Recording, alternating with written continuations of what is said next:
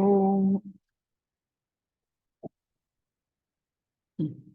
ॐ सहना भवतु सहनौ भुनक्तु सह वीर्यङ्करवावहै तेजस्विनावधीतमस्तु मा विद्विषावहै। ॐ शान्ति शान्ति शान्तिः। श्रुतिस्मृतिपुराणानाम् आलयं करुणालयं नमामि भगवत्पादम् शङ्करं लोकशङ्करं शङ्करं शङ्कराचार्यं केशवं बादरायणं सूत्रभाष्यकृतौ वन्दे भगवन्तो पुनः पुनः।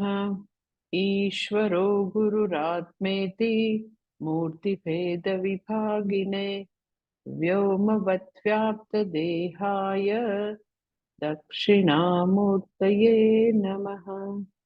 ओम।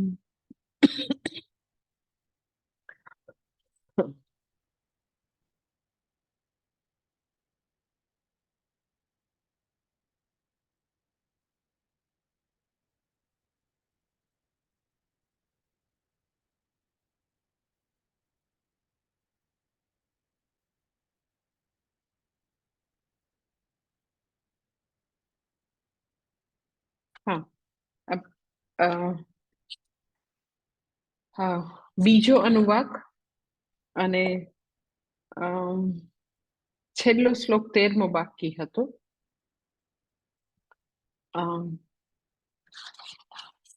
આપણે છેલ્લે 12મો મંત્ર જે છે એ કરતા હતા.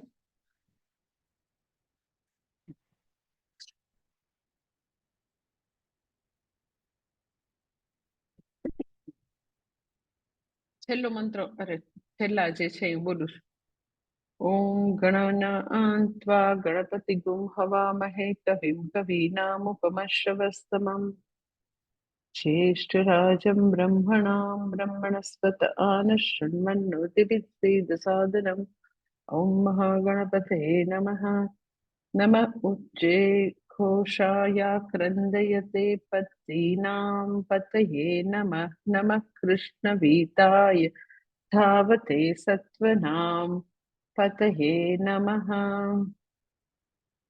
છેલ્લો શ્લોક જે છે આપણે પેલા 12મા શ્લોકની છેલ્લે વાત કરી હતી કે 12મા મંત્રમાં ભગવાન કહે છે કે એ આપણે જોયું હતું 3 એમાં નમસ્કાર જે જોયા હતા કે નમઃ ઉચ્ચૈહિ ઘોષાય નમઃ, નમઃ આક્રંદયતે નમઃ, and then third is નમઃ પત્નીનામ પતયે નમઃ. આપણે લાસ્ટ ટાઈમ જોયેલું હતું 12મો મંત્ર અને છેલ્લો 13મો બાકી છે. 12મા મંત્રમાં ગઈ વખતે જોયું હતું નમઃ ઉચ્ચૈહિ ઘોષાય નમઃ. એમાં આપણે જોયું હતું કે જ્યારે ભગવાનની પ્રેયર કરીએ તો કલેક્ટિવ પ્રેયર જે છે એની ઘણી બધી અસર હોય છે. એટલે જે ઉચ્ચ સ્વરે જે ઘોષ કરી શકે છે એને નમસ્કાર, આર્ત સ્વરે જે પ્રાર્થના કરી શકાય, ભગવાને પ્રાર્થના કરીએ એ સદાશિવરે નમસ્કાર. પછી બીજું આપણે જોયું હતું નમઃ આક્રંદયતે નમઃ. આક્રંદયતે એટલે દુશ્મનોને ખૂબ જ રડાવનાર અથવા તો જેવા લોકો છે જેનો ખૂબ જ મોટો અહંકાર છે, એનો અહંકાર તોડનાર એવા ભગવાન સદાશિવ તમને નમસ્કાર. આક્રંદયતે એટલે રડાવે. શા માટે રડાવે? તો કે ઘણીવાર વ્યક્તિ જે છે એનો અહંકાર એવડો મોટો થઈ જાય તો ભગવાન એવા લોકોને રડાવે. એટલે ગઈ વખતે મેં એટલા માટે શિવ મહિમ્નની વાર્તા તમને કરેલી હતી કે રાવણને એની શક્તિનું ખૂબ જ અભિમાન અને ભગવાનને પોતાની માતાને ભગવાનની ભોળાનાથની પૂજા કરવી હતી. પાર્થિવ લિંગ જે છે એ એવી રીતે એ જ્યારે આવું ધ્યાન કરતી હોય છે એની માં, તો પાર્થિવ લિંગ જે છે એ એવી રીતે સમુદ્રમાં ફેંકી દે છે. એનો જ્યારે એવી રીતે એ કરતી હોય છે ત્યારે ઇન્દ્ર જે છે રાક્ષસના વેશમાં આવી અને ફેંકી દે છે સમુદ્રમાં. તો પાર્થિવ લિંગ છે એટલે સમુદ્રમાં તો મેલ્ટ થઈ જાય ને. એટલે એને ક્યાંય મળતું નથી, પછી નક્કી કરે છે કે હું ભગવાનને એમના સ્થાન સહિત કૈલાસ પર્વત સહિત ઉપાડીને લઈ આવીશ. અને એક જરાક એને હલાવવા લાગે છે કૈલાસ પર્વતને, તો ભગવાન એના અંગૂઠાથી એને દબાવે છે, તો એને ક્યાંય જગ્યા નથી મળતી, પાતાળમાં બી જગ્યા નથી મળતી, નીચે ને નીચે ખૂંપવા લાગે છે. અને અલભ્ય એની જે આવી બહુ પ્રચંડ શક્તિ હતી એને અલભ્ય થઈ જાય છે. એટલે કહેવાનું તાત્પર્ય એ છે, વ્યક્તિની પ્રચંડ શક્તિ અલભ્ય થઈ જાય એટલે શું, તો કે જે શક્તિઓ માટે એને બહુ જ અહંકાર હોય, તો ભગવાન અહંકાર તોડે. તમે જોયું હશે કે લોકોને પૈસાનું અભિમાન આવી જાય, પાવરનું અભિમાન આવી જાય, બહુ બધા અહંકાર આવી જાય, એટલા મોટા એ લોકોના અહંકાર હોય. તો ભગવાન ઇનવેરિયેબલી આવી રીતે એને એનો પાવર લભ્ય ન બને, અલભ્ય થઈ જાય, એવી રીતે ભગવાન પછી એના અહંકારનો નાશ કરે અને ભગવાન એને રડાવે. આક્રંદયતે નમઃ. કે વ્યક્તિ જે છે ગમે તેવી સમર્થ હોય, રાવણ જેવી સમર્થ હોય, તો બી ભગવાન એને રડાવે. એ આપણે ગયે વખતે જોયું હતું. અને છેલ્લે જોયું હતું નમઃ પત્નીનામ પતયે નમઃ. પત્નીનામ પતયે એટલે જે ફૂટ સોલ્જર છે, જે પાયદળના સૈનિકો જે છે, એના સેનાપતિને નમસ્કાર. એટલે કોઈ પણ સેનામાં સૌથી વધારે કોઈની સંખ્યા હોય તો પાયદળની હોય, અને એના તમે એ બધાના તમે અધિપતિ છો એવા ભગવાન તમને નમસ્કાર. એ આપણે ગયે વખતે વાત કરી હતી કે ભગવાન કાર્તિક ભગવાન જે છે એને સેનાપતિ કે છે. અને કોઈ પણ સેના જે જીતે તો એ યુદ્ધની શક્તિ, એ વિજય જે છે એ ભગવાનનો વિજય છે. એટલે ભલે ગમે તેટલું પાયદળનું સંખ્યાબળ હોય, પણ એ બધા સમગ્ર સેના જે છે એના અધિપતિ, જે ચતુરંગીની સેના હોય, કોઈ પણ સેના જે છે એ લડે ત્યારે એવી પહેલાના જમાનામાં ચતુરંગીની સેના હતી કે હાથી પર લડનારા યોદ્ધા હોય, ઘોડા પર હોય, રથ પર હોય અને ફૂટ સોલ્જર પાયદળ. તો આવી ચતુરંગીની સેનામાં એના આખા અધિપતિ જે છે એ કોણ છે, તો કે ભગવાન તમે છો. ભગવાન અધિપતિ છે એટલે જયારે વિજય મળે છે તો ભગવાન તમારા થકી વિજય છે, એ કહેવાનું તાત્પર્ય છે. આપણે ગઈ વખતે જોયું હતું. અને હવે જે 13મો મંત્ર જે છે, નમઃ કૃષ્ણ વીતાય ધાવતે સત્વનામ પતયે નમઃ. 13મો મંત્ર જોવાનો છે. બીજા અનુવાકનો છેલ્લો મંત્ર શું છે? એમાં 3 વાર નમસ્કાર ભગવાનને. પેલું નમઃ કૃષ્ણ વીતાય નમઃ. કૃષ્ણ એટલે સમસ્ત, એટલે જે સમસ્ત જગતમાં વ્યાપ્ત છે એવા ભગવાન તમને નમસ્કાર. સર્વવ્યાપીને નમઃ. જે બધી જગ્યાએ વ્યાપ્ત છે એવા ભગવાન તમને મારા નમસ્કાર. પછી બીજું નમઃ ધાવતે નમઃ. જે હંમેશા દોડતા રહે છે, જે ચલન રૂપે છે, ધાવત એટલે દોડવું, જે ચલન રૂપે છે એને ભગવાન મારા નમસ્કાર. ભગવાન નમસ્કાર તમને. પછી કે છે ત્રીજું નમઃ સત્વનામ પતયે નમઃ. જે બધા સાત્વિક લોકો છે, જ્યાં બી આખા જગતમાં સાત્વિક છે, એના અધિપતિ ભગવાન તમે છો, એને મારા નમસ્કાર. એટલે સર્વવ્યાપી એવા સદાશિવ તમને નમસ્કાર. જે હંમેશા ચલન રૂપે છે, દોડતા રહે છે, એ ભગવાન સદાશિવ તમને નમસ્કાર. અને ત્રીજું જે બધા સાત્વિક લોકો છે એના તમે અધિપતિ છો, એને ભગવાન મારા નમસ્કાર. હવે સૌથી પહેલું નમઃ કૃષ્ણ વીતાય નમઃ. કૃષ્ણ એટલે મેં તમને કીધું સમસ્ત. કૃષ્ણ એટલે કૃષ્ણ. ભગવાન જે છે એ સર્વવ્યાપી છે. કૃષ્ણ વીતાય એટલે આખા જગતમાં એક પણ જગ્યા એવી નથી કે ભગવાન વ્યાપ્ત ન હોય. કઈ રીતે વ્યાપ્ત છે? તો આપણે ઘણી બધી વાર ઉપનિષદ અને ભગવદ્ ગીતાના અધ્યયનમાં જોયું છે કે સમગ્ર જગતમાં તમે જ્યાં પણ એવું કયો છે, ટેબલ છે, મોબાઈલ છે, કમ્પ્યુટર છે, ખુરશી છે, મકાન છે, તો જે છે પણ જે છે દેટ ઇઝ કોલ્ડ અસ્તિત્વ. એટલે તમે દરેકે દરેક પદાર્થની ઓળખ એવી જ હશે છે રૂપે. આ છે, આ છે, આ છે. તો ભગવાન જે છે એ તો કે આવી રીતે સર્વવ્યાપી છે. કઈ રીતે? તો કે સદરૂપે, અસ્તિતા પ્રદાતા રૂપે, હોવાપણું રૂપે, બધાને ઇઝનેસ, અસ્તિતા આપનાર રૂપે કૃષ્ણ વિતાય, સમગ્ર જગતમાં તમે વ્યાપક છો. એ ભગવાનને નમસ્કાર. એ બધે સદરૂપે વ્યાપ્ત છે એક વસ્તુ. બીજું, ભગવાન તો કે ઉપાદાન કારણ રૂપે સમગ્ર જગતમાં વ્યાપ્ત છે. ઉપાદાન કારણ રૂપે એટલે શું? તો કે આખું જગત ઈશ્વરે બનાવ્યું છે. ઈશ્વરનું જ્ઞાન જે છે એ આખા જગત રૂપે છે. બનાવ્યું છે એમણે, અને એ બનાવવાનું મટીરિયલ પણ પોતે છે. સો ઉપાદાન કારણ રૂપે ઈશ્વર છે. એટલે ઈશ્વર સર્વવ્યાપ્ત છે. આપણે જેને અખિલ બ્રહ્માંડમાં એક તું શ્રી હરે ઈશાવાસ્યમ ઇદમ સર્વમ કહીએ, તો તમે સમગ્ર જગતમાં હે ભગવાન સદાશિવ તમે વ્યાપ્ત છો. કઈ રીતે? તો કે સદરૂપે વ્યાપ્ત છો.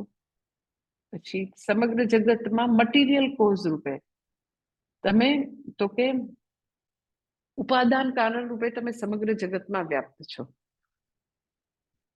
ધેન થર્ડ થિંગ, વ્યાપ્ત, કે ભગવાન પોતાની વિભૂતિ રૂપે પણ આખા જગતમાં વ્યાપ્ત છે. એટલે આપણે ભગવાનની વિભૂતિનું ઘણી વાર ગાન કરીએ અને આપણે એમ કહીએ કે ભગવાનની વિભૂતિ કે ભગવાનનો મહિમા જે છે એ ખુદ સાક્ષાત સરસ્વતી દેવી પણ લખ્યા કરે તો પણ એનો પાર ના આવે. એટલી બધી ભગવાનની અપરંપાર અગણિત વિભૂતિ છે. તો ભગવાન વિભૂતિ રૂપે સર્વવ્યાપી, ભગવાન ઉપાદાન કારણ રૂપે કયો તો સર્વવ્યાપી, ભગવાન સમગ્ર જગતને અસ્તિતા પ્રદાતા સચ્ચિદાનંદ બ્રહ્મ રૂપે, ચૈતન્ય રૂપે આખા જગતમાં સર્વવ્યાપી. That is called કૃષ્ણ વિતાય નમઃ. હવે ભગવાન જે છે એ સમગ્ર જગતમાં એનો ઉપલબ્ધ છે, વ્યાપક છે, બધે જ છે. આખા જગતમાં એક પણ નાનકડી આમ જેને કહીએ ને કે સોયની અણીની નીચે રે એટલી જગ્યા પણ એવી નથી કે જ્યાં ઈશ્વર ન હોય. એટલે ભગવાન આ વ્યક્ત અને અવ્યક્ત જગતમાં સર્વત્ર વ્યાપ્ત છે. તો પછી તમે એમ કહો કે પણ બધે વ્યાપ્ત છે તો મને કેમ એની કૃપા ઉપલબ્ધ નથી? મને કેમ ભગવાન દેખાતો નથી? મને કેવી રીતે એ ઉપલબ્ધ થાય?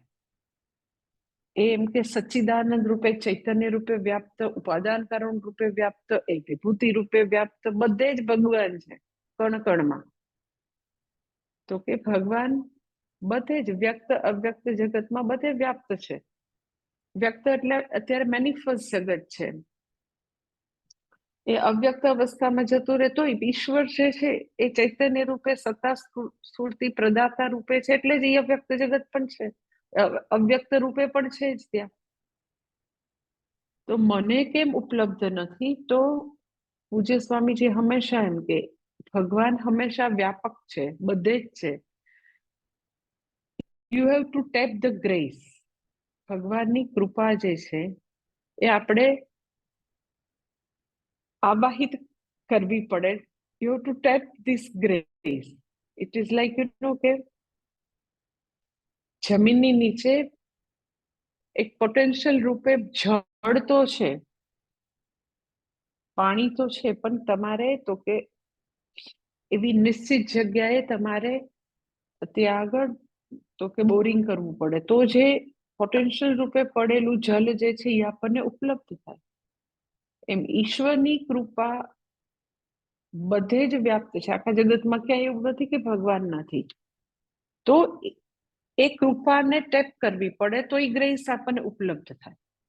એનાથી તો કે નેચરલી પ્રાર્થનાથી. સત્કર્મોથી, સેવાથી, એવા પુણ્યરૂપ કર્મોથી, નિષ્કામ કર્મથી ભગવાનની કૃપાનું આવાહન કરવાનું છે. કૃપા ઉપલબ્ધ છે, કારણ કે ઈશ્વર સર્વત્ર વ્યાપક છે. ક્યાંય બી એવું નથી કે ભગવાન નથી. તમારે કૃપાને આવી રીતે પોતાની લાઈફમાં એ પ્રવાહ વહેવા માંડે અનુગ્રહનો, એવી રીતે ટેપ કરવું પડે. જેવી રીતે વ્યક્તિને બહુ તરસ લાગી છે તો એને એવું થાય કે હવે તો આ એરિયા એવો છે ને સૂકો, ઓકે, તો તમે જલ તો પૃથ્વીની નીચે ઉપલબ્ધ છે, જલથી જીવન છે, તો ભગવાને રાખેલું છે. કરો મહેનત, પરિશ્રમ કરો.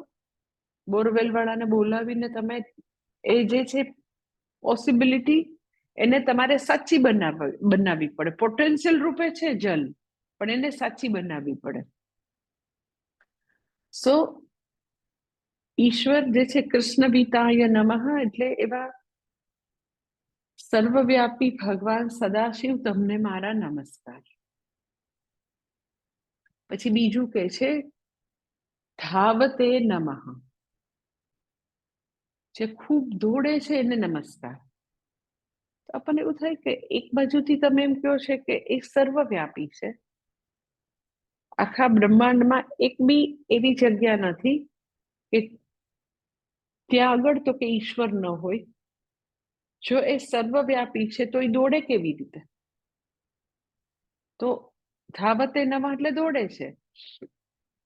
તો કે એ જે છે ધાવતે નમઃ અને સર્વવ્યાપીને નમઃ ભલે વિરોધાભાસ લાગે, પણ એ સર્વવ્યાપી પણ છે, આવી રીતે સદબ્રહ્મ રૂપે, ચૈતન્ય રૂપે, એટ ધ સેમ ટાઈમ એ દોડી પણ રહ્યા છે. તો ક્યારે દોડે છે વળી, અને કેવી રીતે દોડી શકે? તો કે પોતાના ભક્તો જે છે એની ઉપર અનુગ્રહ કરવા માટે જરૂર હોય તો એ દોડે બી ખરા. એ સર્વવ્યાપી છે પણ છતાં એ ભક્તો એવી રીતે ભગવાનને બોલાવે, એટલા બધા આર્તનાદથી ભગવાન પાસે કૃપાની યાચના કરે, બિચારા બહુ જ દુઃખી હોય, અને ભગવાનનું એટલું બધી એ પ્રાર્થના કરે, વિનંતી કરે, તો ભગવાન એના માટે દોડીને કૃપા માટે પહોંચી બી છે. એટલે સર્વવ્યાપીને કૃષ્ણ વિતાય નમઃ એ પણ સાચું છે, અને એ ભક્તો માટે, ભક્તોના દુઃખ દૂર કરવા માટે અત્યંત ઉત્સુક છે. એકદમ જ ભક્તો સાચા હૃદયથી શરણે જાય અને પ્રાર્થના કરે તો ભગવાન એના માટે કોઈ પણ રાત દિવસ પોતાની કોઈ સિચ્યુએશન જોયા વગર દોડે. માટે કે છે ભગવાન સદાશિવ પાછા તમે ધાવતે નમઃ, તમે ભક્તોની પ્રાર્થના સાંભળીને તમે કરુણા અને વાત્સલ્યને કારણે તમે એના દુઃખ દૂર કરવા માટે દોડો પણ છો. એટલે ભગવાન ભોળાનાથ જે છે એ ભક્તોના દુઃખ જે છે એ બહુ જ શીઘ્રતાથી દૂર કરે છે, એટલે એનું નામ આશુતોષ છે. એ કહેવા માટે ધાવતે નમઃ છે, શીઘ્ર, એકદમ જ. કેટલાય હજારો વર્ષ એને રાહ જોવડાવે એવું નથી. અગર વ્યક્તિ જે છે એ સંપૂર્ણપણે ભગવાનને શરણે આવે, ભગવાન સિવાય મારો કોઈ આધાર નથી, એવી રીતે શરણે આવે તો ભગવાન જે છે એ પછી કાંઈ બી જોયા વિના એની પાછળ એના દુઃખ દૂર કરવા ભગવાન દોડે. એટલે એ પુરાણોમાં તમે એવી ઘણી બધી કથાઓ એવી સાંભળી હશે ને પ્રચલિત કથાઓ છે કે ભગવાન ભક્તના દુઃખ દૂર કરવા માટે લિટરલી ભગવાને દોટ મૂકેલી હોય. કે ધારો કે ગજેન્દ્રની કથા હોય, કે પછી ભીષ્મ પિતામહ જે છે એ પણ ભગવાનના મહાન ભક્ત હતા, જેમને વિષ્ણુ સહસ્ત્ર નામની રચના કરી, એવા મહાન ભક્ત હતા. તો ભગવાને જ્યારે અર્જુનને વાત કરી કે હું તારી સેનાનો સારથી બનીશ, ત્યારે ભગવાને ચોખ્ખું એવી વાત કરેલી હતી કે હું સમગ્ર યુદ્ધમાં હું શસ્ત્ર નહીં ઉઠાવું. પણ ભક્તની માંગણી હોય તો ભગવાન દોડે બી ખરા અને પોતાની પ્રતિજ્ઞાઓ પણ તોડે. એટલે ભીષ્મ પિતામહ જે છે, મહાભારતમાં એવી કથા છે કે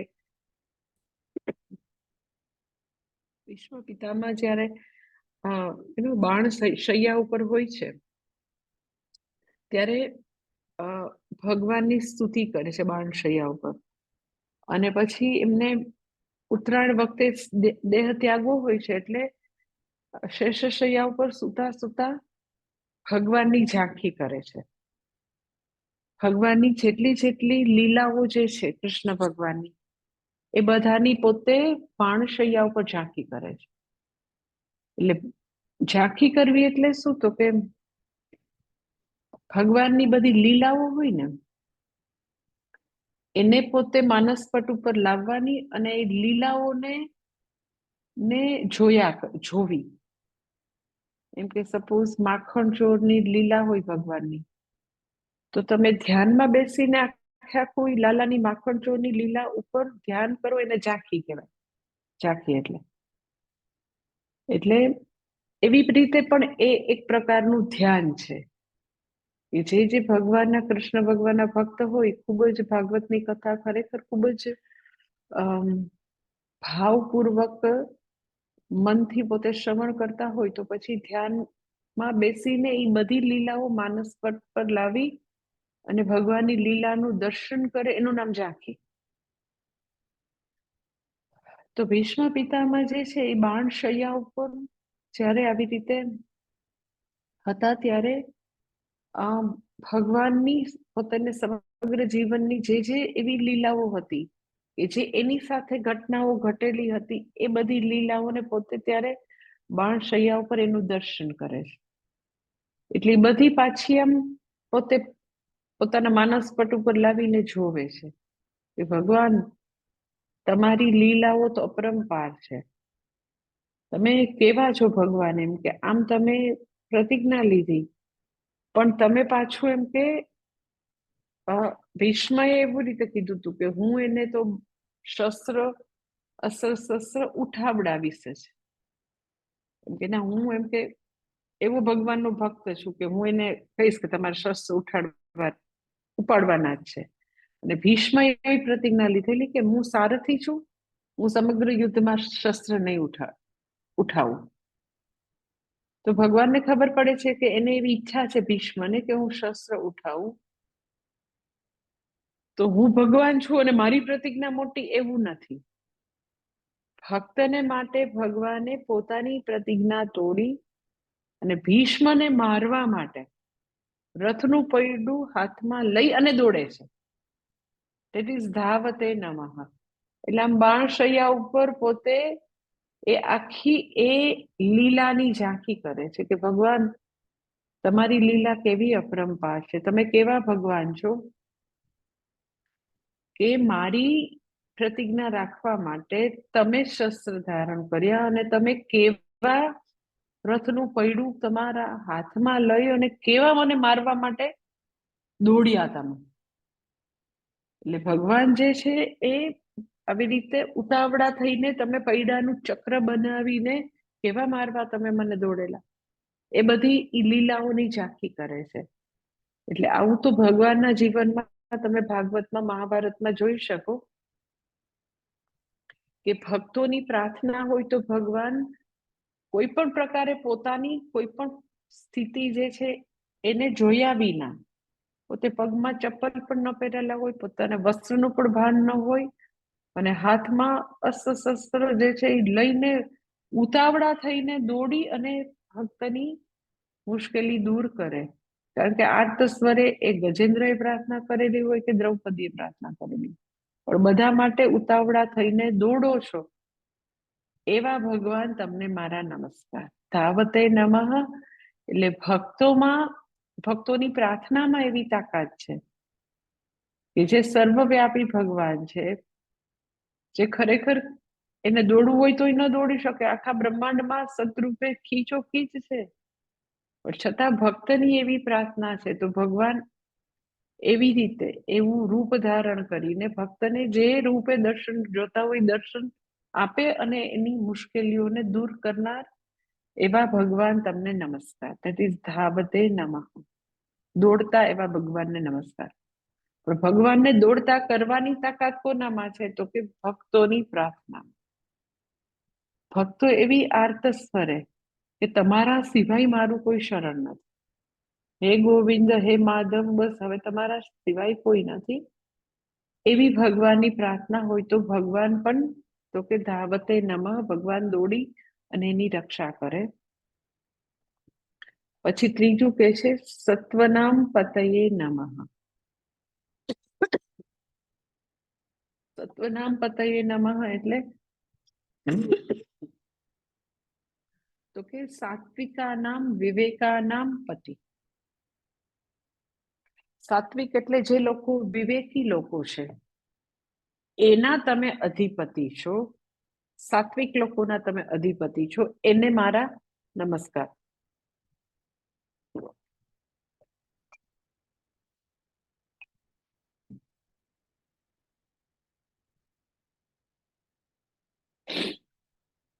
હવે સાત્વિકતા જે છે વ્યક્તિમાં ક્યારે આવે તો કે વ્યક્તિ ધાર્મિક જીવન જીવતી હોય તો સાત્વિકતા આવે. વ્યક્તિ જે છે એ તો કે ઈશ્વરાર્પણ બુદ્ધિથી જીવન જીવતી હોય તો સાત્વિકતા આવે. ધર્મનિષ્ઠ છે, કર્મયોગનું જીવન જીવે છે તો સાત્વિકતા આવે. સાત્વિકતા જે છે એવું નથી કે બધા લોકોને એ ઉપલબ્ધ હોય. સાત્વિકતા એવી વસ્તુ છે કે વ્યક્તિએ એની ઉપર ઘણું બધું નિરંતર કામ કરવું પડે. જન્મથી જ ખૂબ જ સત્વગુણ પ્રધાન હોય એવા લોકો બાય એન્ડ લાર્જ ઓછા.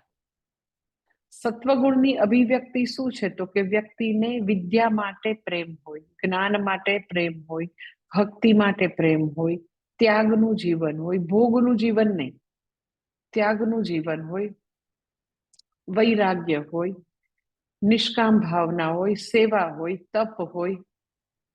એ બધું તો કે સત્વગુણની અભિવ્યક્તિ છે. સત્વ રજસ તમસ ગુણ જે છે એ જ્યારે આપણામાં અભિવ્યક્ત થાય ત્યારે આપણે એ ગુણોને જાણી શકીએ. એટલે તમે કાર્ય ઉપરથી ગુણનું અનુમાન લાવી શકો કે વ્યક્તિને ખૂબ જ લોભ હોય, છૂટે જ નહીં, કાંઈ પણ પૈસા કે કાંઈ છૂટે જ નહીં, તો લોભી લોકો, ખૂબ જ કામી લોકો, ખૂબ જ સ્વાર્થી લોકો, તો એ બધું તો કે રજસ ગુણની અભિવ્યક્તિ છે. તમસ ગુણ તો કે આળસ અને પ્રમાદ, પ્રોક્રેસ્ટિનેશન, અને એવી જ રીતે બે જવાબદાર, બે ધ્યાન, ગ્રોસ વ્યક્તિત્વ, એ બધું તમસ ગુણ છે.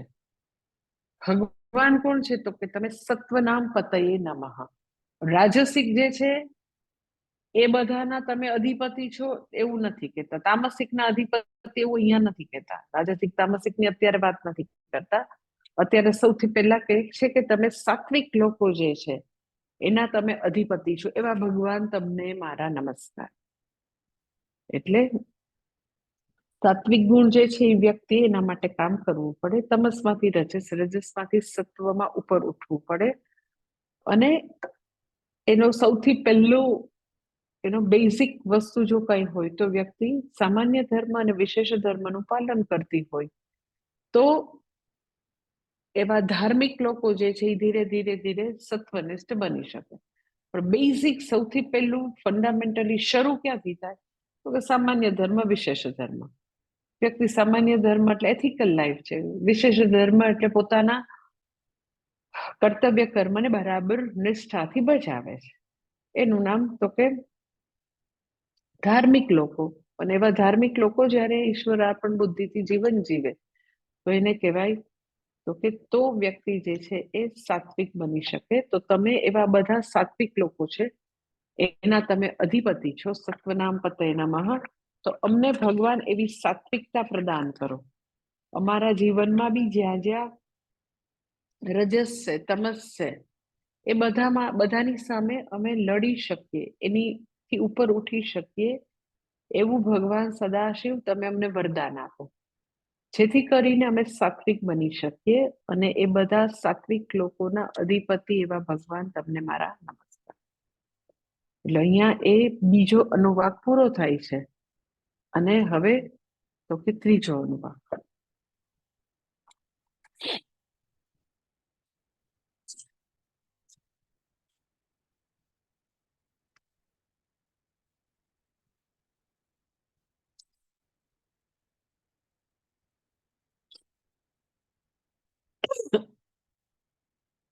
नमः सहमानाय निव्याधिने निव्याधिन आव्याधिनीनां पतये नमः। नमो नमः ककुभाय निषङ्गिणे सेनानां पतये नमो नमो निषङ्गिण इसुदिमते तस्कराणां पतये नमो नमः। પહેલી લાઈન જે છે નમઃ સહમાનાય નિવ્યાધિને આવ્યાધિનીનામ પતયે નમઃ એ પહેલો મંત્ર. પછી બીજો મંત્ર નમઃ કકુભાય નિષંગિણે એ સેનાનામ પતયે નમઃ એ બીજો મંત્ર. પછી નમો નિષંગિણે ઈશુતિમતે તસ્કરાણામ પતયે નમઃ ત્રીજો મંત્ર. એક એક લાઈન જે આવી રીતે છે એક એક મંત્ર છે. તો સૌથી પહેલો ત્રીજા અનુવાકનો પહેલો મંત્ર. That is Namaha Sahmanaya Nivyadina Avyadhininam Pataye Namah પહેલો મંત્ર આપણે જોઈએ. તો દરેક મંત્રમાં મેં તમને કીધું એમ 3 વાર નમસ્કાર છે ભગવાન સદાશિવને. શું છે તો કે પહેલું નમઃ સહમાનાય નમઃ ઈ પહેલું નમસ્કાર. Second is Namaha Nivyadine Namaha. And third is Namaha Avyadininam Namaha. Avyadininam Pataye Namaha. 3. તો પહેલું જોઈએ નમઃ સહમાનાય નમઃ. નમઃ સહમાનાય નમઃ એટલે ભક્તોના અપરાધો માટે ક્ષમા આપનાર ને એવા સદાશિવને મારા નમસ્કાર. પછી નમઃ નિવ્યાધિને નમઃ એટલે એવા જે પાપ કર્મો કરનાર છે એને તમે પીડા આપો છો એવા ભગવાન સદાશિવ તમને નમસ્કાર. નમઃ નિવ્યાધિને નમઃ. અને નમઃ આવ્યાધિનીનામ નમઃ એટલે જે પાપ કર્મ કરે છે એને તમે તમારા તીરથી બધી બાજુથી વિંધી નાખો છો એવા ભગવાન સદાશિવ તમને નમસ્કાર. પેલું ભક્તોના અપરાધોની ક્ષમા આપનાર એટલે નમઃ સહમાનાય. પછી નિવ્યાધિને નમઃ એટલે તમે તો કે જે લોકો પાપ કરનાર છે એને તમે પીડા આપો છો એવા ભગવાન સદાશિવ તમને નમસ્કાર. અને થર્ડ થિંગ કે જે આવ્યાધિની નામ પતયે નમઃ એટલે એવા જે લોકો છે પાપ કર્મ કરનાર એને તમે તમારા આયુધોથી બધી બાજુથી વિંધી નાખો છો એવા તો કે એવી તમારી જે સેના છે એના તમે અધિપતિ છો એને મારા નમસ્કાર. હવે પહેલું છે નમઃ સહમાનાય નમઃ. નમઃ સહમાનાય નમઃ એટલે મેં તમને કીધું એમ કે ભક્તોના અપરાધો માટે ભગવાન એવા છે કે એને ક્ષમા કરી દે છે. એટલે આપણે પેલું પૂજા પૂરી કરીએ ને તો ઘણીવાર નથી આપણે ઘણીવાર ને હંમેશા ક્ષમા યાચના હોય છે. અપરાધ સહસ્રાણી ક્રિયન્તે હર્નિશમ મયા ક્ષમસ્વતાની સર્વાણી માતા પુત્રમિવેશ્વર માતા જેવી રીતે પુત્રને ક્ષમા કરે. અન્યથા શરણમ નાસી ત્વમેવ શરણમ મમ તસ્માત કારુણ્ય ભાવેન રક્ષ રક્ષ મહેશ્વર. આપણે જે હંમેશા પૂજા પછી આ બધી ક્ષમા યાચના બોલતા હોય છે. શું ક્ષમા યાચનામાં બોલીએ કે અપરાધ સહસ્રાણી ક્રિયન્તે અર્નિશમ મયા કે ભલે હું ભક્ત છું, હું તમારે શરણે છું, હું એમ કે ખૂબ જ ધાર્મિક જીવન જીવવાનો પ્રયત્ન કરું છું, પણ છતાં પણ મારાથી ક્યાંક ને ક્યાંક અપરાધ તો થાય છે. ક્યાંક ને ક્યાંક મારાથી ન કરવાનું તો થાય છે. એટલે આપણે રાત્રે સૂતી વખતે પ્રાર્થના કરીએ ને કાયેન વાચા મનસેન્દ્રિયે વા બુદ્ધ્યાત્મના વા પ્રકૃતે સ્વભાવા કે મારી પ્રકૃતિથી મારા સ્વભાવથી કાયાથી કાયેન વાચા વાચાથી મનથી બુદ્ધિથી ઇન્દ્રિયથી વ્યક્તિ ખૂબ જ એલર્ટ જીવન જીવવાનો પ્રયત્ન કરે, ધાર્મિક જીવન જીવવાનો પ્રયત્ન કરે, બધું જ કરે. એવું નથી કે વ્યક્તિ એ ડેલિબરેટલી બધા પાપ કરે છે પછી ભગવાન એના અપરાધોની ક્ષમા આપે છે, એવું કહેવાનું તાત્પર્ય નથી. ભગવાન બધા અપરાધોની ક્ષમા આપે છે કારણ કે એ વ્યક્તિ ભગવાનને શરણે છે, ખૂબ જ ધાર્મિક જીવન જીવે છે, છતાં બી ક્યાંક જાણીએ અજાણીએ પોતાની પ્રકૃતિ વશાત કાયાથી, વચનથી, મનથી, બુદ્ધિથી, ઇન્દ્રિયથી, નોઈંગલી, અનનોઈંગલી, ડાયરેક્ટલી, ઇનડાયરેક્ટલી ક્યાંક ક્યાંક ક્યાંક ક્યાંક હિંસા અને અપરાધ થયા કરે છે. તો આપણે એ અપરાધની ક્ષમા રોજે માંગવાની, રાત્રે સૂતા પહેલા, કે ભગવાન કંઈક ને કંઈક તો મારાથી થયું છે, મારે કરવું નથી પણ તો બી ક્યાંક ને ક્યાંક થયું છે, તો ભગવાન જે છે એના શરણે જાય. વ્યક્તિ પોતાની આવી જે કઈ એનાથી જે ગલતી થઈ છે, જે અપરાધ થયા છે, એના માટે ભગવાન પાસે તો કે ક્ષમા માંગે. તો પછી ભગવાન શું કરે? તો કે આવા જે ભક્તો છે, જે ધાર્મિક છે પણ એનાથી કંઈક કંઈક કોકવાર થઈ જાય છે, તો ભગવાન એવી અપરાધો માટે ક્ષમા આપનાર એવા સદાશિવ તમને મારા નમસ્કાર. એવું નથી કે બસ પછી અપરાધ કર્યા એટલે તું કાયમ પાપી જા, કઈ તારું થવાનું જ નથી, એવું ભગવાન પાસે નથી. આપણે સાચા હૃદયથી ખૂબ જ એનો પસ્તાવો કરીએ, શરણે જઈએ, એની ક્ષમા માંગીએ, તો ભગવાન એ બધી ક્ષમાઓ માટે, એ બધી અપરાધો માટે ક્ષમા આપનાર છે. નહીં ક્ષમા આપે એવું નહીં, ક્ષમા આપશે. એટલે આપણે અપરાધ કર્યા કરવાના એવું નથી કહેતી. જીવન જીવવા માટે આવું મેં તમને કીધું કે ક્યાંક ને ક્યાંક નાનું મોટું થયા કરે છે. એટલે આપણે બધા ખૂબ જ, અમુક લોકો એવા હોય, મેં મારી લાઈફમાં જોયા છે આવા લોકો, એ પતિ પત્ની ઝઘડે ને તો એ હસબન્ડ છે એવરી ટાઈમ એ પોતાની પ્રકૃતિથી ગુસ્સો કર્યા કરે, ગંદા શબ્દો બોલ્યા કરે, એકદમ બેડ બિહેવિયર કર્યા કરે, sorry sorry sorry sorry sorry sorry રોજ કરે ને સોરી સોરી. એવું નથી કહેતી, એનો કઈ મતલબ નથી રોજ તમે અપરાધ કરો સોરી ભગવાન સોરી ભગવાન, એવું કહેવાનું તાત્પર્ય નથી. સુધરવાનું છે એમ કે આવું તમે કહીને સોરી કહી દો એટલે થોડી બધી વસ્તુ તમારી માફ થઈ જવાની છે. એવા 2-3 એવા કપલ જોયા છે કે જેમાં હંમેશા એ વાઈફને એમ કે એટલું બધું એમ કે આમ પોતે દિલથી ને ગળગળો થઈને એનો હસબન્ડ માફી માંગે, પણ એવરી ટાઈમ એક ને એક ભૂલ, પછી સોરી, એને ભૂલ સોરી, એનો કઈ મતલબ નથી. અહીંયા કહેવાનું તાત્પર્ય એવું છે કે જીવન જીવવા માટે જે નાની મોટી જે બી વસ્તુ આવી રીતે થતી હોય છે, પ્રકૃતિથી કોઈ વાર થઈ જતી હોય, તો એવા બધા અપરાધો માટે જો આપણે દિલથી ભગવાનના શરણે જઈએ, માફી માંગીએ, પછી એના માટેનું પ્રાયશ્ચિત કરીએ. જેટલી જેટલી ભૂલો હોય ને એના પ્રાયશ્ચિત કર્મ છે, ખાલી સોરી કહેવાથી નથી થતું. સમજાય છે? એમ કે એન્ટીડોટ હોય, એમ કે માઇનસ માઇનસ છે તેવા અપરાધો માટે એવું શાસ્ત્રમાં લખ્યું હોય કે તમારે આટલું પ્લસ પ્લસ કરવાનું, તમારે પંચયજ્ઞ કરવાના, ભૂત યજ્ઞ કરવાનો, દેવ યજ્ઞ કરવાનો, નૃ યજ્ઞ કરવાનો, બ્રહ્મ યજ્ઞ કરવાનો, આ બધા પ્રાયશ્ચિત કર્મ છે. શેના? તો કે અપરાધ સહસ્રાણી ક્રિયંતે હર્નિશમયા, ડેઈલી પ્રેયર, પછી અતિથિનું ધ્યાન રાખવાનું, અતિથિ સત્કાર કરો, પશુ પંખીને, બધા જે બી કુદરતી તત્વો એન્વાયરમેન્ટમાં, એ પર્યાવરણ ચક્રને આપણે ઇન્ટેક રાખીએ, એ હાર્મની તોડીએ નહીં, એના માટે સારું કામ કર્યા કરીએ, વૃક્ષો વાવીએ, બર્ડ્સ માટે કરીએ, કીડી માટે કરીએ, ગોમાતા માટે કરીએ, આપણે આંગણે આવેલ મહેમાનો માટે કરીએ, પિતૃ માટે કરીએ, ડેઈલી પ્રેયર કરીએ, આપણા સનાતન ધર્મને ના વારસાને આપણે હંમેશા એનો પ્રચાર અને પ્રસાર માટે તો કે આપણે બ્રહ્મ યજ્ઞ કર્યા કરીએ, દેવ યજ્ઞ કર્યા કરીએ. તો એ બધું જે છે એ તો કે આપણે કરેલા અપરાધોને ધોવા માટેના એન્ટીડોટ બધા કર્મો છે.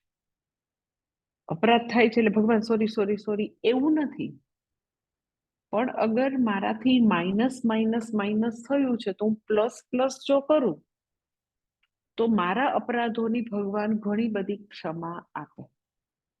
સેવા કરીએ, દાન પુણ્ય કરીએ, પ્રેયર કરીએ, ભગવત ગીતાના આપણા શાસ્ત્રના પ્રચાર પ્રસાર માટે આપણે કામ કરીએ તો કરેલા પાપો જે છે એને ભગવાન ઘણા બધા અંશે ક્ષમા આપે. તો શા માટે ક્ષમા આપે? તો કે ભગવાન એવા જ છે, નમઃ સહમાનાય નમઃ, ભક્તોના અપરાધો માટે ક્ષમા આપે. ક્ષમા આપે અર્થાત જે મારા જે કર્મોનું જો અકાઉન્ટ જે છે એની અંદર એ ચોપડામાં જ્યાં પાપ કર્મો નોંધાવાના હતા, હવે ભગવાન પાપ કર્મોને ન્યુટ્રલાઇઝ કરી દીધા, નલ એન્ડ વોઇડ કરી દીધા, કારણ કે મેં એની સામે પુણ્ય કર્મ કર્યા આ પંચયજ્ઞ દ્વારા. તો પંચયજ્ઞ દ્વારા પુણ્ય કર્મ કર્યા તો એ બધું નલ એન્ડ વોઇડ થઈ ગયું. મેં જેટલા પાપ કર્મ કર્યા એવું કેવી રીતે થઈ છે? તો એટલા માટે થઈ શક્યું કારણ કે ભગવાન કર્માધ્યક્ષ છે. કર્માધ્યક્ષ છે એટલે કર્તુમ શક્યમ અકર્તુમ શક્યમ અન્યથા વા કર્તુમ શક્યમ. એ આવું બધું જ કરવાની એને સ્વતંત્રતા છે, પોતે કર્માધ્યક્ષ છે. એને વેદમાં લખેલું છે કે તમે રોજે રોજ થતા પાપોથી તમે આ પંચ યજ્ઞ કરશો તો હું તમારા રોજે રોજ થતા નાના મોટા પાપ અપરાધોની હું ક્ષમા આપી દઈશ, પ્રોવાઇડેડ આપણે એવા 5 યજ્ઞ છે, પંચયજ્ઞ પુણ્ય કર્મ કર્યા કરીએ તો. અને એવી કરવાનો ડિપાર્ટમેન્ટ જ એનો છે, એ કર્માધ્યક્ષ છે એટલે કરી શકે છે. એટલે કે છે નમઃ સહમાનાય નમઃ, કે ભક્તોના અપરાધો માટે એને ક્ષમા આપનાર એવા ભગવાન તમને મારા નમસ્કાર. પછી કે છે નિવ્યાધિને નમઃ. નમઃ નિવ્યાધિને નમઃ એટલે જે બધા આપણા લાઈફમાં જે આપણે પાપ કર્મ કરેલા છે આ લાઈફમાં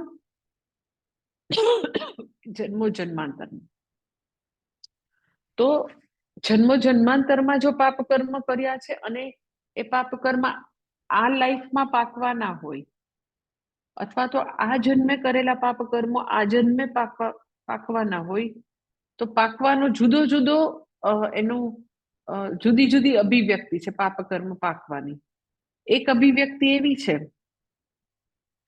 કે ભગવાન આપણને ફિઝિકલ અને મેન્ટલ બધું પીડા બહુ આપે, પીડા આપે આપણને.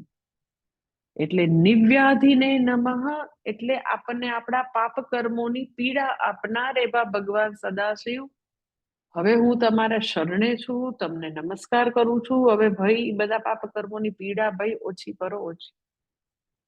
નિવ્યાધિને નમઃ એટલે બધી પીડાઓ આપે છે મને. એટલે જ્યારે બી ઇમોશનલ પેઇન આવે છે, જ્યારે ફિઝિકલ પેઇન આવે છે, તો માનો કે ભગવાનનું નિવ્યાધિને નમઃ વાળું રૂપ પ્રગટ થયું છે. શું કામ થયું છે? તો કે આપણે કરેલા આ જન્મે કે જન્મો જન્માંતરમાં કરેલા પાપ કર્મો પ્રગટ થયા છે. એટલે હવે નિવ્યાધિને એટલે ભગવાન જે છે સહમાનાય નમઃ પણ છે કે અપરાધો જે છે એને તમે સત્કર્મ કર્યા તો તમારા અપરાધોની ક્ષમા આપે, પણ સાથે સાથે તમારા પાપ કર્મ એટલા બધા વધારે છે, તમારા કરેલા સત્કર્મ બહુ ઓછા છે. સમજાય? લોકોનો પ્રોબ્લેમ કેવો છે કે એટલા બધા પાપ કર્મો આવી રીતે અહર્નિશ થયા કરતા હોય આપણાથી. મેં તમને કીધું જાણીએ અજાણીએ પ્રકૃતિથી આપણે ડેલિબરેટલી નહીં પણ આવું પ્રકૃતિથી થાય, પછી નોઈંગલી અનનોઈંગલી ડાયરેક્ટલી ઇનડાયરેક્ટલી પાપ કર્મ એટલા બધા થાય. તો મનુષ્યની વિચિત્રતા વિડંબના શું છે કે પાપ કર્મોનું મને ફળ મળશે એવો કોઈને વિચાર કદી નથી આવતો, પાપ કર્મનો ફળ મળશે.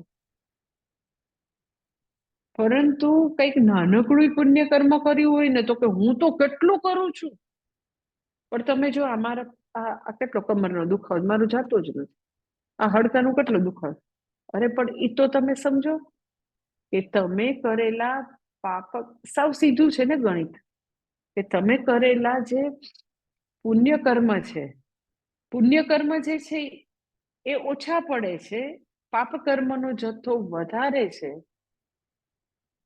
એટલે ભગવાન નિવ્યાધિને નમઃ રૂપે પ્રગટ થયા છે.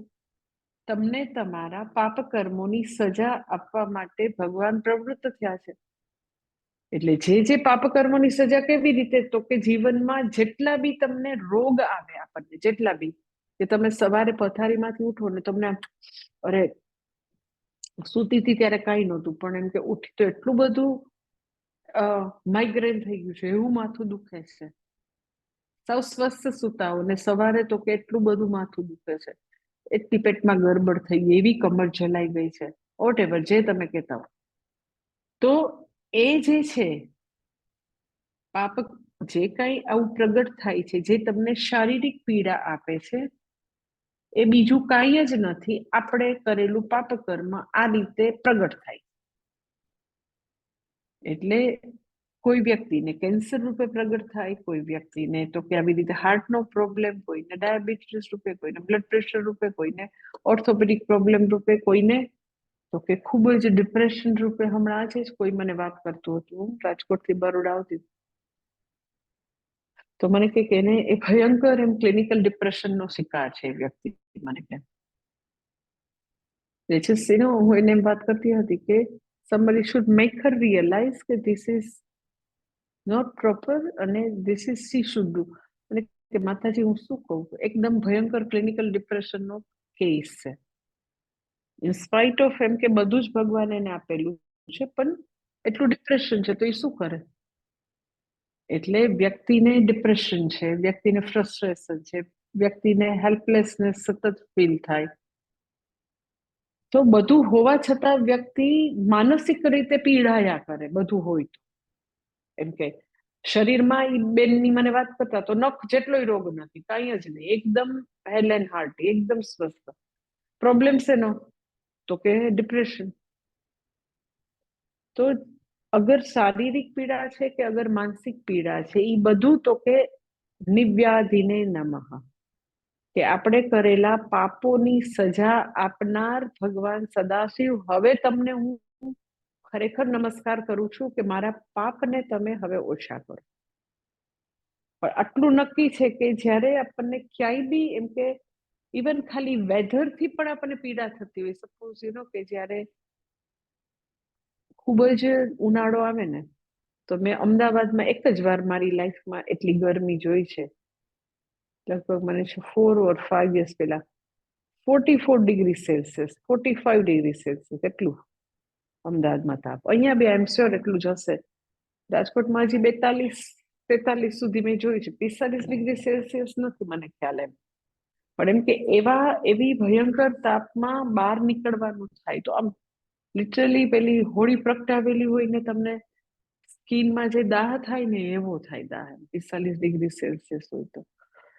એટલે એવી જ રીતે અતિશય ઠંડી એમ, અને એમાં એની સાથે એમ કે ખૂબ જ પવન ફૂંકાતો હોય, તો એ બધી જે છે ખૂબ ઠંડી, ખૂબ ગરમી, અતિશય વાવાઝોડું, પછી આવું ભૂકંપ આવે, સુનામી આવે, તો એ બધી જે કેલામિટી છે, નેચરલ કેલામિટી, એને કારણે પણ આપણને પીડા થાય. તો આવી બધી પીડા આપનાર, રોગથી પીડા આપે, આવું જે બી જુદા જુદા શરીરના બધા વાઇટલ ઓર્ગન ધીરે ધીરે એમાં જે બધા રોગ આવતા જાય અને પીડાઓ થતી હોય જે બધી, તો તમે કોણ છો, તો કે તમે જે બધા પાપ કરનારા છો એને આવી રીતે આઈધર શારીરિક ઓર માનસિક પીડા આપનાર એવા તમે ભગવાન છો. અને એને હવે હું તમારે શરણે આવું છું, તો તમે મારા જે પીડા જે છે એને તમે રિડ્યુસ કરો, એને તમે ઓછી કરો. પણ જ્યારે બી લાઈફમાં આપણને ફિઝિકલ કે આવું ઇમોશનલ પેઇન અનુભવાતું હોય ને, અને તમે પ્રાર્થના કરો છતાં બી તમને એવું થાય ને કે હજી અસર નથી તારી, સેવા કરો, પ્રાર્થના કરો, નિષ્કામ કર્મ કરો, દાન પુણ્ય કરો, તો બી હજી ઈ આવ્યા જ કરે છે. એનો અર્થ આટલો જ છે કે જે પાપ નો ભંડાર છે એ વધારે છે, એની સામે એનું એન્ટીડોટ કરવાનું છે એ આપણે હજી ઓછું કરીએ, આટલો જ છે, સાવ સીધો હિસાબ. એટલે જે નિવ્યાધિને નમઃ, એટલે આપણે પાપ કર્યા છે તો ભગવાન એની સજા આપશે ને આપશે. ઓછી કરવી છે તો તમને પોતાને એનો અંદાજ આવી જશે કે in spite of doing all this સત્કર્મ કે પુણ્ય કરવા છતાં હજી ઓછી નથી થતી, તો હજી મારે પુણ્ય કર્મ, સેવાના કર્મો, દાન પુણ્ય, પછી ભક્તિ, નિષ્કામ કર્મ, ત્યાગનું જીવન, એનો ડોઝ વધારવો પડે, તો ઓલી પાપની અસર જે છે એ ઓછી થાય. કારણ કે ભગવાન કર્માધ્યક્ષ છે, એટલે જે કાંઈ આપણા અપરાધો કે પાપ છે એને ક્ષમા આપશે, પ્રોવાઇડેડ આપણે પંચયજ્ઞ કરતા. પંચયજ્ઞ is so important for everybody. જે કોઈ ગૃહસ્થી છે એને કમ્પલસરી પંચયજ્ઞ કરવાના છે. ક્યારે કરવાના? તો કે ડેઈલી કરવાના. પાપ કેટલા થાય છે? તો કે પાપ ડેઈલી થાય છે. તો પંચયજ્ઞ એક પણ દિવસ ચૂકવાના નથી, એક પણ દિવસ. એટલે મને એટલું આશ્ચર્ય થાય કે આમ હજી એમ સૌરાષ્ટ્રમાં એવા બધા લોકો ને ખબર નથી, પણ એવા એવા બહુ જ બુઢા લોકો હજી એને જ્ઞાન છે.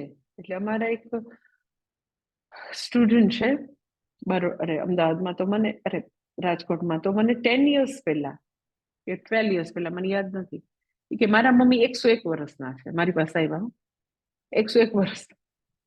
મારી મમ્મી કેવી જીદ લીધી છે કે રોજે છે ને એમ કે આપણે છે ને ગાયોને ઘાસ નાખવું જોઈએ રોજે. હવે એને એટલી ખબર નથી, એને પંચયજ્ઞ કહેવાય. પંચયજ્ઞ એટલે રોજે ગોમાતા માટે કરવું જોઈએ, બર્ડ્સ માટે કરવું જોઈએ, કીડી માટે કરવું જોઈએ. ધેટ ઇઝ કોલ્ડ ભૂત યજ્ઞ. તો શી ડઝન્ટ નો ધીસ વર્ડ. 101 વર્ષના માજી, હું એની એ ભાઈ કીધું એટલે એની ઘરે એને મળવા પણ ગઈ હતી. મેં તો 101 વર્ષના કેવા હોય, મળવાઈ ગઈ હતી, પણ એકદમ સ્વસ્થ, એકદમ સ્વસ્થ. તો કે એને એવી જીદ કરી છે, હવે ને દીકરો, એનો દીકરો એ 101 વર્ષના માજીનો દીકરો 70 ઉપરના હોય ને બિચારા, કે એને એવી જીદ કરી છે ડેઈલી તારે ઘાસ નાખવા જવાનું. મને કે સિટીમાં અમે રહેતા હોય, હું રોજ ગાયને ક્યાંથી શોધું? પણ એ કે મારી માની જીદ છે કે 101 વર્ષના રોજે તારે ઘાસ નાખવાનું. તો મને કે તમે કઈક કરો ને. મીધું હવે રાજકોટમાં આપણી પાસે ઇનફ લેન્ડ છે, કે વધારે લેન્ડ છે, એમ કે આશ્રમની સામે આખો નદીનો પટ્ટો છે, તો એ 2 acres જેવો છે. તો મેં ત્યાં બધું ગાયનું ગ્રીન વાવ્યું છે. તો મેં કીધું આપણી ગાયને બહારનું ભાવતું નથી, બહુ બધી પેમ્પર કરેલી છે, યુરિયા નાખેલું. મેં કીધું ગ્રીન તો હું રોજ ઉગાડી લઉં છું, એટલે હું તમને કેવી રીતે, તમારા મમ્મી કહે છે બરાબર, તો હું કેવી રીતે તમને કહું? માન નથી તું ગ્રીન, મારી પાસે મારું ગ્રીન છે વાવેલું.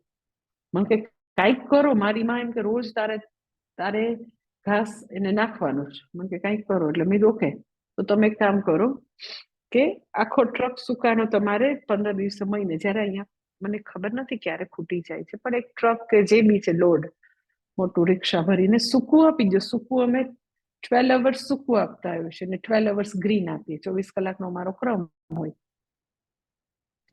તો મેં કીધું તો તમે સૂકું આપશો ટ્રક, તો અમે ડેઈલી 1 વાર નહીં 10 વાર નાખશું, કારણ કે એ તો સૂકું તો પછી આખો દિવસ કરતી હોય ને.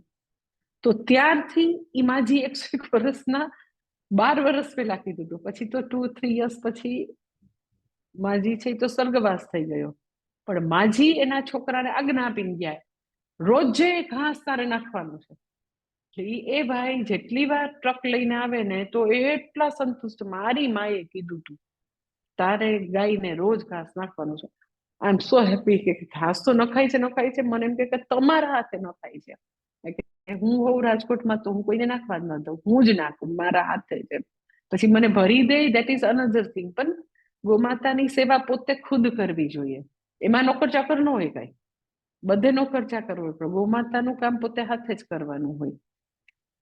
તો એ ભાઈ 12 years પહેલા, જસ્ટ ઇમેજિન કે આપણી સંસ્કૃતિના, સનાતન ધર્મના મહાન જે બધા ફોર્મ્સ છે, એ 101 વર્ષના માજીને ખબર છે. ભલે ભૂત યજ્ઞ શબ્દ શી ડિડન્ટ યુઝ, મને યાદ છે, હું એની ઘરે ગઈ ને, માતાજી રોજ તમારે નાખવાનું. મેં કીધું બા અમે રોજ નાખશું, કારણ કે મારે સૂકું તો ઇન એની કેસ નાખવાનું હોય.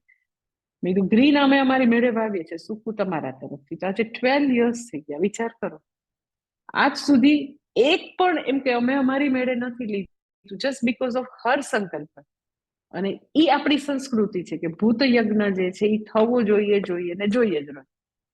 હવે આપણે એમ કહીએ કે પણ મને બહુ કમરનો દુખાવો છે, પગનો દુખાવો છે, માથું દુખે છે. અરે પણ એ પાપની અભિવ્યક્તિ છે. એના એન્ટીડોટ માટે પંચયજ્ઞ કર્યા તમે કરો છો? કઈ નથી કરતા. ઓકે, તો પછી પાપ તો એની મેળે વ્યક્ત થવાના, કારણ કે ભગવાન જે છે એના બંને નામ છે. નમઃ સહમાનાય નમઃ, એટલે આપણે કરેલા અપરાધોની ક્ષમા આપનાર પણ સદાશિવ.